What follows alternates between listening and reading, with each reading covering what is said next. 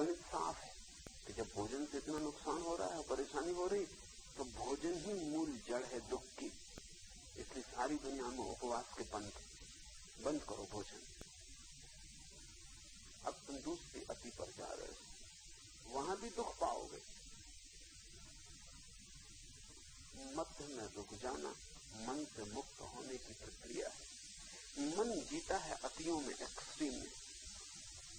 घड़ी के पेंडुलम की भांति है, एक कोने से दूसरे पे जाता है, बीच में नहीं रुकता।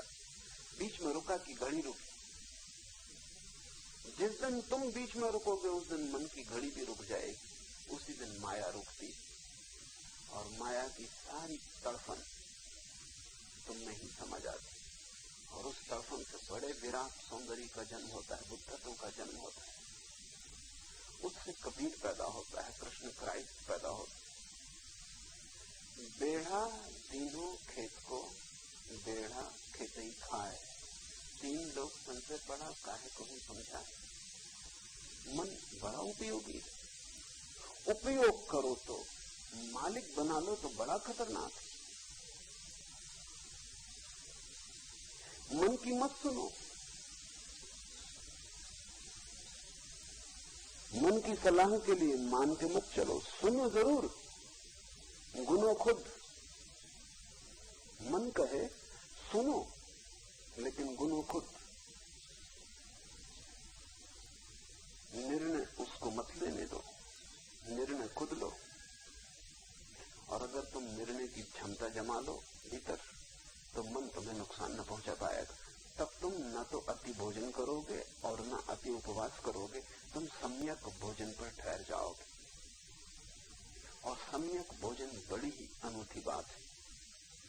न शरीर भूखा, न ज्यादा भरा, और तब जीवन में सब तरफ सम्यक्त्व का उदय होगा। जहां जहां समता आएगी, जहां जहां तुम सम्यक होगे, बीच में रुकोगे, वहीं वहीं सम्यक्त्व का उदय होगा। या तो तुम दिन रात बोलते रहते हो, और या फिर कहते हो हम मौन में रहेंगे। क्या सम्यक होना असंभव है? या तो तुम संसार में रहोगे या हिमालय जाओगे। क्या संसार में ऐसे नहीं रहा जा सकता कि जैसे संसार बाहर हो और भीतर न हो? तब सम्यक तो उदय होता है। गुजरना पड़ेगा संसार से, लेकिन ऐसे गुजरो कि संसार की एक रेखा भी न पड़े।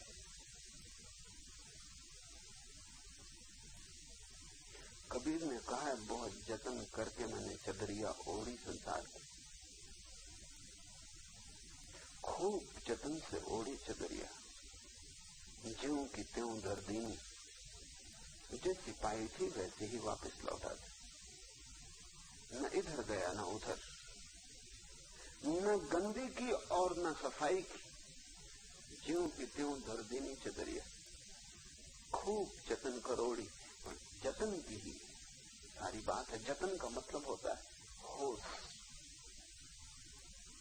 समझ, सम्यक बोध। कहते हैं कबीर, किसको समझाऊं, कोई सुनने को नहीं।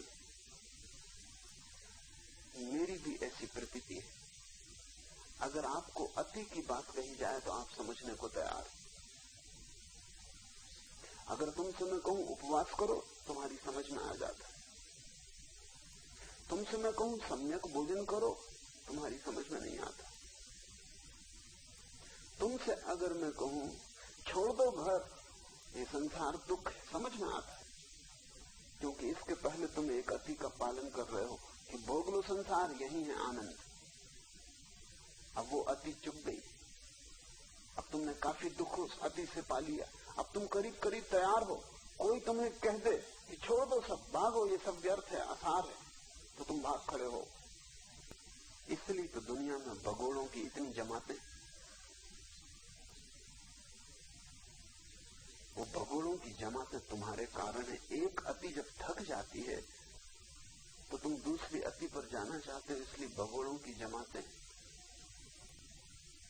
तुम्हारे तथाकथित साधु सन्यासी सिर्फ पलायनवादी, वो तुम्हारे ही रूप है।